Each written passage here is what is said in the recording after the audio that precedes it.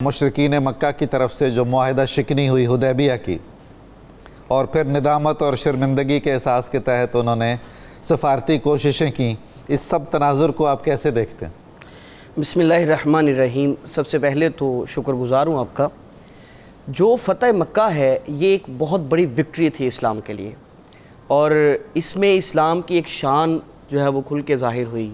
یہاں پر دیکھتے ہیں وہ سفر جو طائف کی گلیوں سے شروع ہوا، اور وہ مشکلات، وہ مصائب و آلام، شیب ابی طالب کی گھاٹی، اور کیسے کیسے ظلم و ستم برداشت کیے۔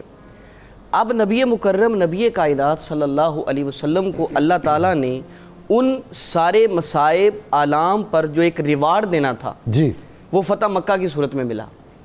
اور فتح مکہ کو اگر ہم دیکھتے ہیں قابل احترام سر، کہ وہ ایک ملٹری یعنی ایک فوجی کامیابی نہیں ہے، بلکہ وہ ایک عالمی تہذیبی انقلاب کا آغاز۔ سبحان اللہ سبحان اللہ، اخلاقی برتری تھی، سیرت و کردار کی برتری تھی، اور بہت سارے پہلو یہاں سے نکالے جا سکتے ہیں۔ اور جہاں تک بات مشرکین کی ہے، اب وہ اس ظاہر ہے وہ بھاگ تو سکتے نہیں تھے، ہر چیز تو کھل کے ظاہر ہو چکی تھی، جی ہاں، تو اب ان کے پاس کوئی اور آپشن ہی نہیں تھا، تو ان کو سرنڈر کرنا پڑا نبی مکرم صلی اللہ علیہ وسلم کے سامنے۔ اور آپ کی جو اسٹریٹجی تھی، جو حکمت عملی تھی، اس میں آقا کریم صلی اللہ علیہ وسلم کا پھر وہ عام معافی کا اعلان، وہاں پر لا تثریب علیکم اليوم کے جملے، کہ آج کے دن عام معافی ہے، کسی سے بدلہ نہیں لیا جائے گا، آج سب کو عام معافی دی جائے گی۔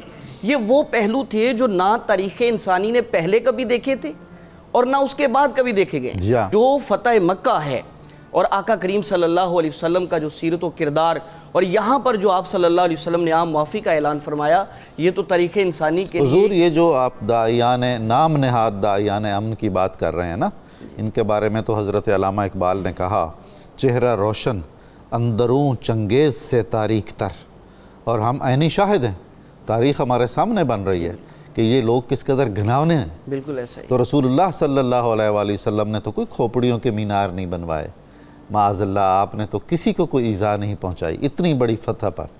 اور بالکل اس میں جو مشرکین کے لیے جیسے بڑے بڑے نام ہیں، اب نبی کائنات صلی اللہ علیہ وسلم کا یہاں پر ایک اور آپ کی سیرت کا جو ایک نمایاں پہلو ہے نا، آپ کے راستے میں جتنے بھی آپ کو ذاتی طور پر نقصان پہنچائے گئے، جیسے سب سے بڑا نقصان جو نبی کائنات صلی اللہ علیہ وسلم کو پہنچا وہ احد کی جنگ میں حضرت امیر حمزہ کی شہادت تھی۔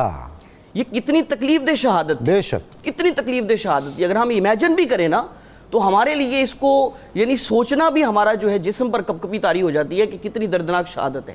لیکن آج وہی شہید کرنے والے سامنے کھڑے ہوئے ہیں، ذاتی انتقام نہیں لیا۔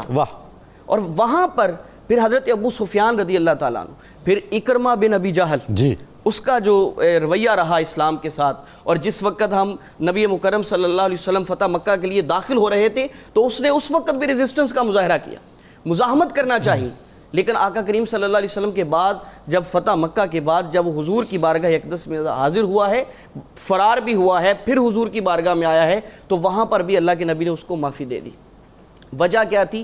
پتہ تھا کہ اس خاندان کے اندر ایسے ایسے لوگ موجود ہیں کہ بعد میں یہ اسلام کے کو پھیلانے میں میرے کام آ سکتے ہیں۔ بے شک ان میں اکرمہ بن ابی جہل ہے، یا اس کے علاوہ بھی بہت سارے نام ہیں، حضرت ابو سفیان کا نام ہے، اور بھی بہت سارے لوگ ہیں جو بعد میں اسلام کے پھیلاؤ میں بہت ان کا میجر رول رہا ہے۔ یہ جو آغاز فرمایا رسول خدا صلی اللہ علیہ وآلہ وسلم نے پیش قدمی کا، تو نولی صاحب نے بھی ارشاد فرمایا، آپ نے پورا اتمام حجت کیا، جی بالکل، ساری شرطیں، سارے آپشنز دیے، اور جب وہ ٹوٹ پھوٹ چکے ہوئے تھے یہ چلتے پھرتے ہوئے بت، اس کے باوجود انہوں نے ان میں سے کسی بات پر بھی عمل نہیں کیے، تو پھر لا محالہ یہی حل بنتا تھا کیوں، اور یہ بھی معاہدہ حدیبیہ کا ایک حصہ ہی تھا، اس کی توسیع تھی اور اس کا اقدام بنتا تھا یہ۔ بالکل ایسا ہی۔